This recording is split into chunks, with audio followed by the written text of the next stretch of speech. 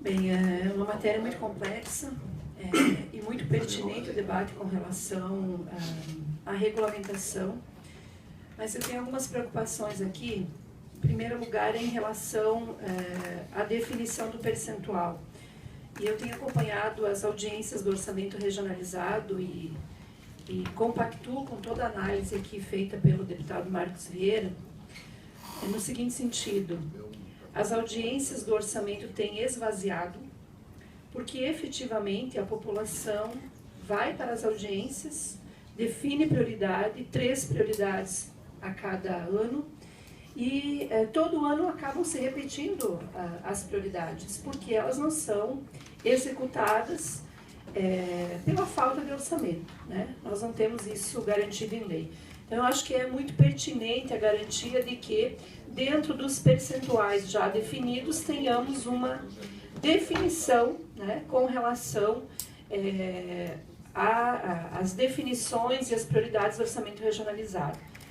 Mas eu fiquei com dúvida e quero aqui trazer também uma preocupação que identifiquei nas audiências do orçamento, que é com relação a 2 aspectos. Primeiro aspecto, trata-se do valor definido pela prioridade em cada região. Por exemplo, regional, audiência do orçamento regionalizado Chapecó define uma obra de 2 milhões.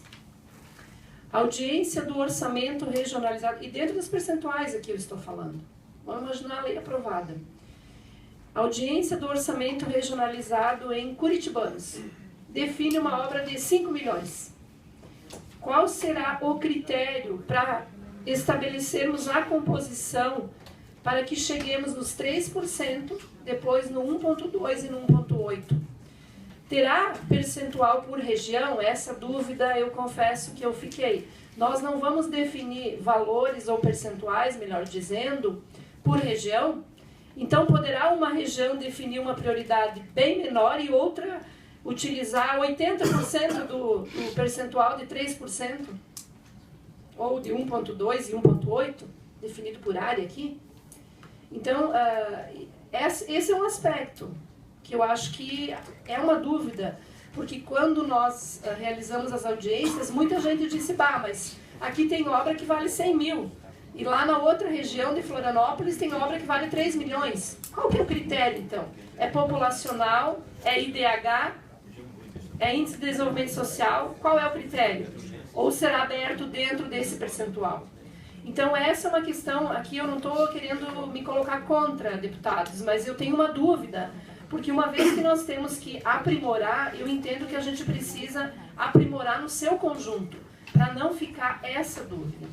E a outra questão em relação aqui, deputado Silva, eu respeito muito a sua posição, mas eu quero ter o direito de discordar num aspecto. Eu acho que a democracia assim permite. Quando o legislador brasileiro, na Constituição de 88, garantiu 25% para a educação, 12% ou 15% municípios e estados em relação à saúde, ele só o fez porque há todo um estudo técnico com relação a essas áreas. Vou trazer aqui o caso da educação. Por que 25% descrito em lei na Constituição e tem que ser aplicado? Porque o Brasil acumula dívidas seculares nessa área.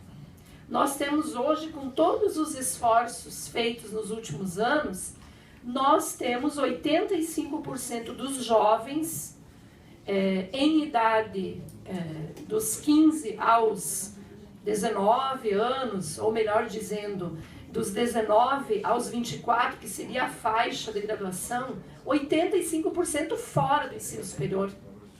Nós só atingimos a universalização da educação, do ensino fundamental agora, né? No final da década de 90. Nós ainda temos a grande maioria das crianças de 0 a 3 anos fora da creche.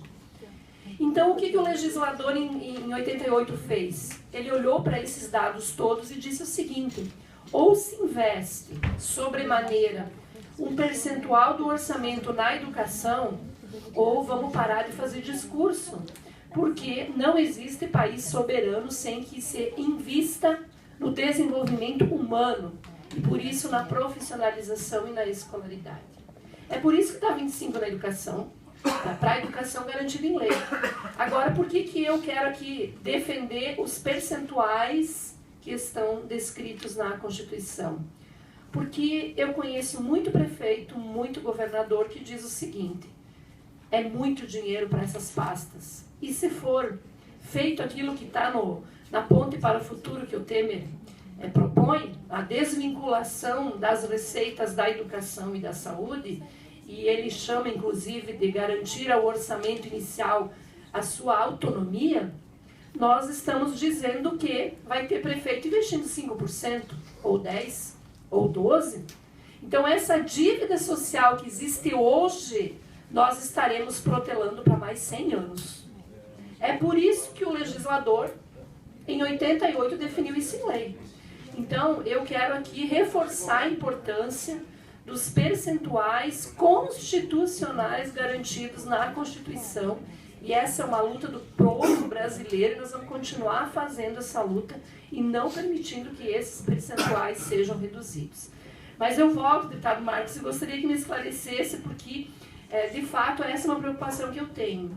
E junto com isso, o deputado Cobalcini também conhece bem, quando a gente vai para a região de Curitibanos, o que é que a sociedade, os empresários, a sociedade civil nos questiona? Por que não se pensa uma estratégia de desenvolvimento da nossa região aqui, que tem municípios compostos com IDH baixo, e tem que ser diferente o olhar com relação a Joinville e Florianópolis, né? Então, veja bem, nós temos que pensar o Estado, o desenvolvimento das regiões. Uma peça como essa, definida em lei, ela pode significar desenvolver mais curitibanos ou ficar como está. Estou apenas aqui dando um exemplo, que poderia ser para qualquer região.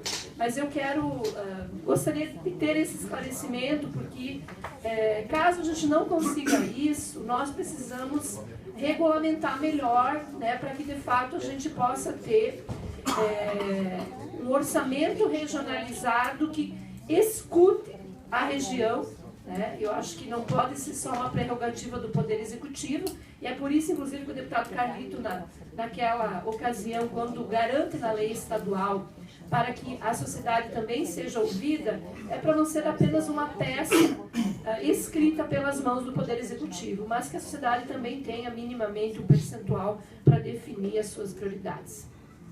Senhor presidente, deputado Cobalcini, se eu te permitir